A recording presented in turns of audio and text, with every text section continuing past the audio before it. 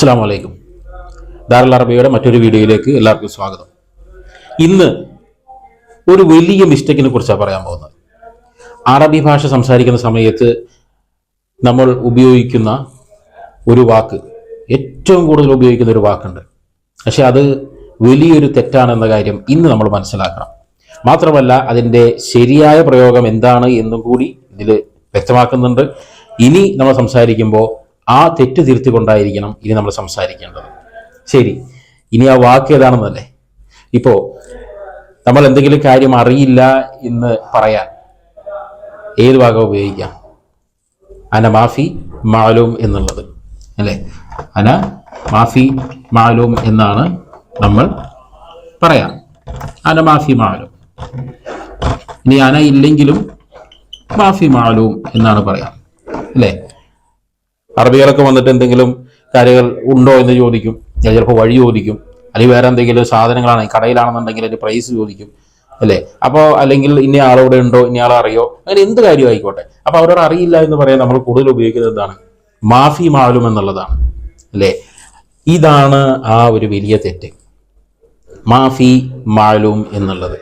കാരണം എനിക്കറിയില്ല എന്നുള്ളതിന് മാഫി മാലൂം എന്നല്ല ശരിക്കും പറയാം. അതായത് അറബി സംസാര ഭാഷയിലെ കാര്യമാണ് ഈ പറയുന്നത്. അറബി സംസാര ഭാഷയിൽ എനിക്കറിയില്ല എന്ന് പറയാൻ അതിന് 2-3 രീതികളുണ്ട്. അതായത് നമുക്കറിയാം, നമ്മുടെ കേരളത്തിലാണെങ്കിൽ പോലും വ്യത്യസ്ത ജില്ലകളുണ്ട്. വ്യത്യസ്ത ജില്ലകളിൽ സംസാരിക്കുമ്പോൾ വ്യത്യസ്ത സംസാര ഭാഷയാണ്, ഡയലക്റ്റുകൾ വ്യത്യാസമുണ്ട്. ഇവിടെ ലഹ്ജ എന്ന് പറയും. അറബി ലഹ്ജ, ആ ഒരു വാക്ക് ഒന്ന് ജസ്റ്റ് ഒന്ന് ഓർത്ത് വെച്ചാൽ മതി. ലഹ്ജ എന്ന് പറയാം. അതായത് വ്യത്യസ്ത ആക്സെന്റുകളാണ് ഇല്ലേ. തിരുവനന്തപുരം മുതൽ കാസർഗോഡ് വരെ നോക്കാന്നുണ്ടെങ്കിൽ വ്യത്യസ്ത രൂപത്തിൽ സംസാരിക്കും. അതേപോലെ തന്നെയാണ് അറബിയിലും അങ്ങനെയുണ്ട്.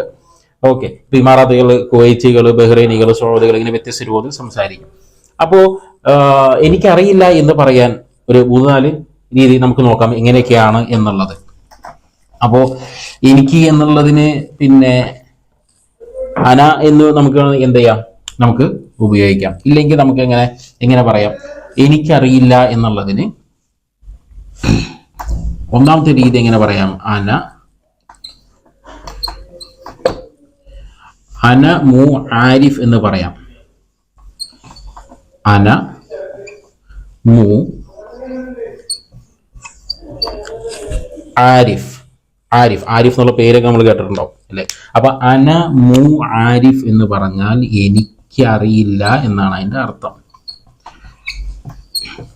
എനിക്കറിയില്ല. അന മു ആരിഫ്, ഇതാണ് എനിക്കറിയില്ല എന്ന് പറയാനുള്ള ഒരു രീതി. മറ്റൊരു രീതി എന്ന് പറഞ്ഞാൽ മാ ആരിഫ് എന്ന് പറയാം. മാ ആരിഫ്.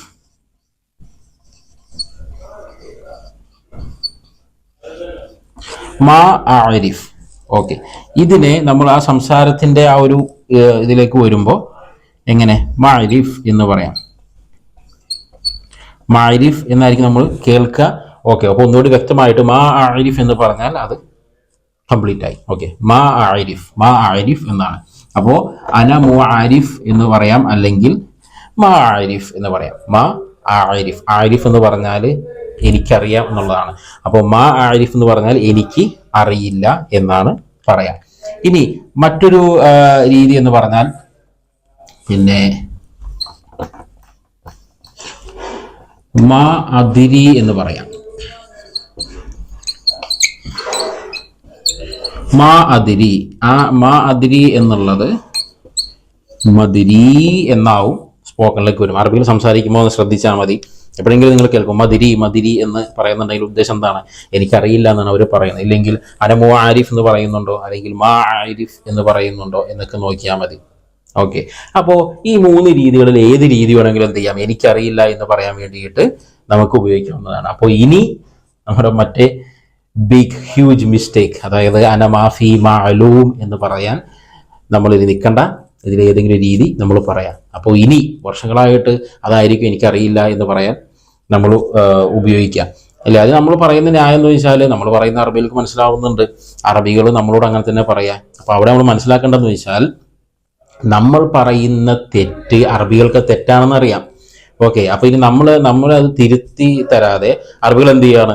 നമ്മൾ പറയുന്ന ആ തെറ്റ് തെറ്റിനെ ഉൾപ്പെടുത്തിയിട്ട് നമുക്ക് മനസ്സിലാവാൻ വേണ്ടിയിട്ട് അറബികൾ നമ്മുടെ ലെവലിലേക്ക് താന്നൊന്ന് സംസാരിക്കുന്നതാണ് ശരിക്കത്, അല്ലേ? അവർ പരസ്പരം സംസാരിക്കുമ്പോൾ നിങ്ങൾ ശ്രദ്ധിച്ചു നോക്ക്, നമ്മളോട് പറയുന്ന രീതിയിലല്ല അവരെന്ത് ചെയ്യുക, പലതും പറയാം. ഇപ്പൊ നമ്മൾ മുമ്പത്തെ പല വീഡിയോകളിൽ പിന്നെ വന്നു, വരുന്നു, പോകുന്നു, പോകും, ഇങ്ങനെയൊക്കെ അത് പറയും, ഇങ്ങനെയൊക്കെ പലതും നമ്മൾ മനസ്സിലാക്കിയല്ലോ.